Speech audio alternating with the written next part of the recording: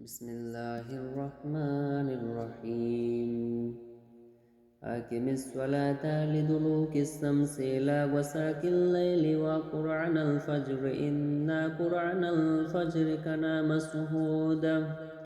ومن الليل فتحجد به نفيلة لك عسى أن يبعث ربك مقاما محمودا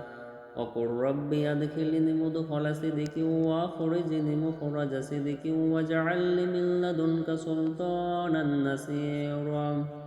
وقل جاء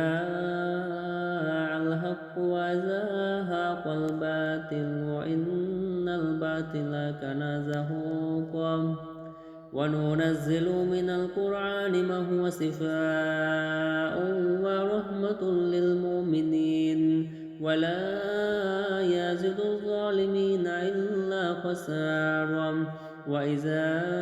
أنعمنا على الإنسان يعرض وعن بجانبه وإذا مسه الشر كان يئوسا قل كل يعمل على سكيلته فربكم أعلم بمن هو أهدى سبيلا